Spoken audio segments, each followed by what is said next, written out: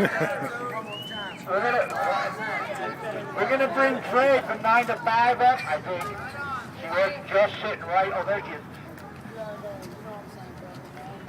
Dre, hi. Give up for Dre from 9 to 5. We're gonna talk to you about housing. Dre from 9 to 5 Colorado. I'm here today in part because we're a member of People Rising Against Poverty, a coalition of a bunch of different grassroots organizations that work on housing issues, including Denver Homeless Out Loud. This is the table where we support each other's efforts to change policies that prevent gentrification and homelessness and change the way our society thinks and acts around issues of poverty and homelessness. So to address what the mayor and city spoke about today, I'm assuming, I have not heard everything they've said, but yes, we do need $150 million invested in affordable housing, and we need a whole lot more. And we as community members know what the best solutions are because we are the ones that are impacted by these policies. Sweeping homeless people off the streets is not a solution. Police brutality is not a solution. Decreasing public housing is not a solution. So many of our communities are already underserved, and taking away the little people have to make room for development is not the answer.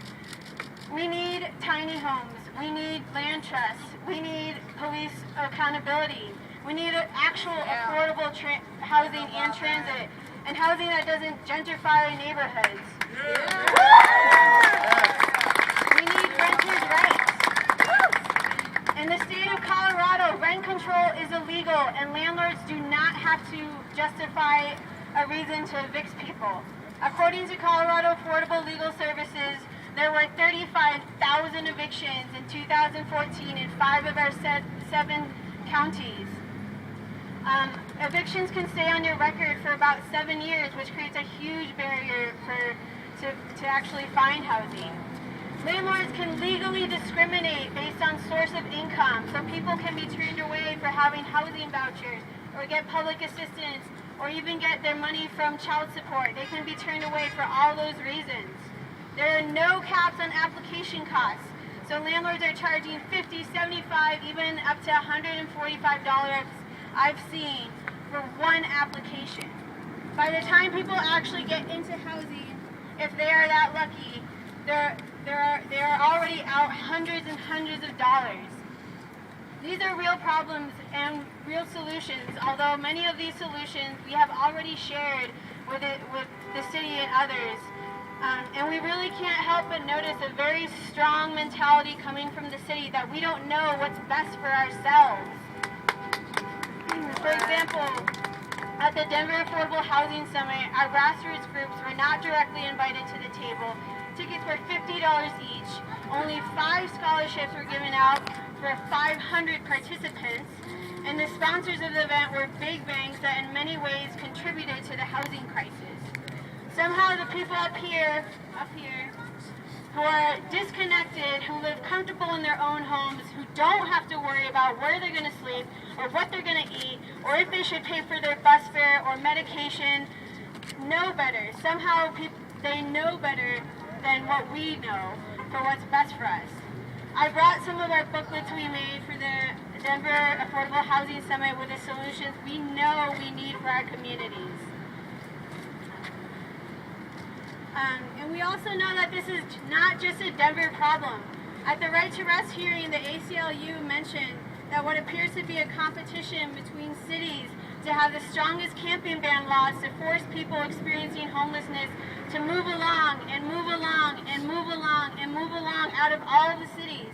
In the past several years, Denver residents have been outpriced and have had to move to Aurora and other cities, but now they're being outpriced from those cities as well. So although today is about the state of the city of Denver, I'm also here to share briefly what is happening in a mobile home park in Aurora, because we know that many of our cities in this region and the decisions Denver makes greatly impact surrounding cities. Denver Meadows Mobile Home Park in Aurora is just one example. Right now, the city is in the process of deciding whether or not to change the zone from mobile home to transit-oriented development. meaning high-rise buildings, businesses, all those kinds of things. So about 100 families would be displaced, mostly people of color, in a city that has a 0% vacancy rate right now. These families deserve to benefit from the light rail and the Fitzsimmons development and being next to the highway and being near all of these new developments and services that are taking place. They deserve it just as much as anyone else. Instead of preserving one of the few alternatives for affordable housing that is not publicly subsidized, these critical sources of housing are being shut down park by park. This has to stop. You are all invited to support these residents tonight at the Aurora Municipal Center for the City Council meeting at 7:30. Displacement is violence. Gentrification is violence. The sweeps are violence. Underserving communities is violence. Systemic racism is violence. So again, a question that has been brought over and over and over again that seems to haunt all of us is, who are you building for, Denver? Who are you building for, Aurora? Who are you building for, Commerce City?